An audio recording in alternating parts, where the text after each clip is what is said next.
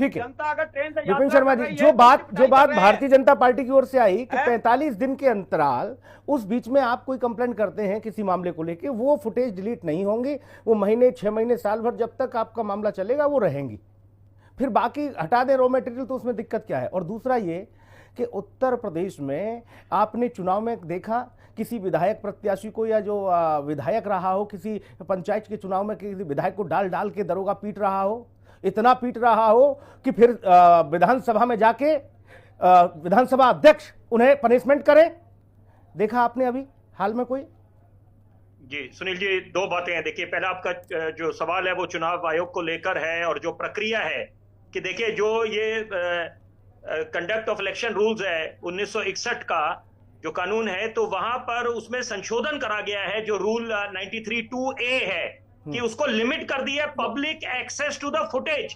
तो दो जरूरी बातें, मुझे लगता है हम लोग उस बात पे चर्चा नहीं कर रहे, ध्यान केंद्रित नहीं कर रहे। एक तरफ इलेक्ट्रॉनिक फुटेज की बात है, और एक जो डॉक्यूमेंट्स है सारे related to the election process, right from की जो जब शुरुआत होता है प्री नॉमिनेशन स्टेज पे, फिर कैसे स्टोरेज होता है डेटा का, उसके बाद काउंटिंग ऑफ वोट्स, तो ये सारी चीजें जो प्रक्रिया है, दो अलग अलग बातें हैं। तो यहां पर बोला जा रहा है, एक दलील दी जा रही है कि एआई वाली बात कि पहले भी वो छेड़छाड़ हुआ है, उससे उसकी आशंकाएं जताई जा रही है। साथ साथ जरूरी बात है कि प्रिवेसी को लेकर कि आपका उसको ये ब्रीच करता है, तो ये भी एक दलील दी गई है चुनाव आयोग की तरफ से। लेकिन सवाल ये पैदा होता है कि एक तरफ जब हम नए रिफॉर्म्स की बात करते हैं और यहाँ पर पारदर्शिता की बात करते हैं, अकाउंटेबिलिटी की बात करते हैं, जवाबदेही की, तो वहां पर मुझे लगता है ये जो पेच फंसा हुआ है, क्योंकि यहाँ पर देखिए कोई, उसी बात को दोहराऊंगा कि विपक्ष जो है महिमा मंडन के लिए बैठा नहीं है यहाँ पर, लेकिन साथ साथ एक बिल्कुल एकाएक आप बिल्कुल कटघरे में खड़ा कर दें चुनाव आयोग को और बोले बिल्कुल ये सब मिले हुए हैं, इनकी निष्पक्षता पे आप सवाल उठाएं, उधर से आप पुलिस पे सवाल उठाने लग जाए, तो मुझे लगता है वो जल्दबाजी है। शर्मा जी आप वरिष्ठ मैं सभा के सम्मानीय प्रवक्ता, एक मिनट जनाब यादव साहब। अरे भाई, अखिलेश जी ने तो कफन भेज दिया था निर्वाचन आयोग को। जब 5-5 मैंने ये बात बोली कि यहाँ पर पारदर्शिता की आवश्यकता है।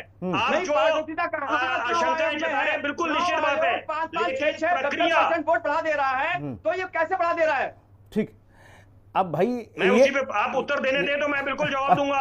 देखिए, पत्रकार जो मैं समझ रखता हूं कि यहाँ पर दोनों पहलू है, यहाँ पर जो यहाँ पर प्रोज एंड कॉन्स, पॉजिटिव और नेगेटिव, तो आपको उसमें बीच का रास्ता निकालना पड़ेगा। चुनाव से रिलेटेड उत्तर प्रदेश पुलिस की भूमिका भी है विपिन जी, उसको भी साथ लेके चलो। अकाउंटेबिलिटी, इलेक्शन से जुड़ी हुई उत्तर प्रदेश पुलिस की भूमिका भी है आज हमारी इस चर्चा का विषय, उसको भी लेके चलो साथ में।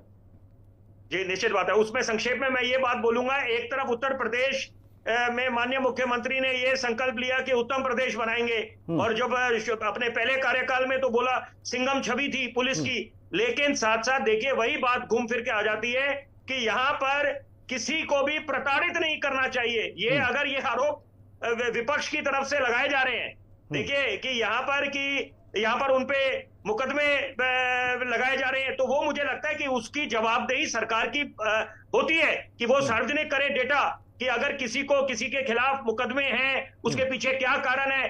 तो वही बात है कि यहाँ पर आधे से ज्यादा समय व्यतीत हो जाता है एक दूसरे पे ठीकरा फोड़ने में, तो जो सकारात्मक बातें होनी चाहिए वो तब जाती हैं। मुद्दा ये है।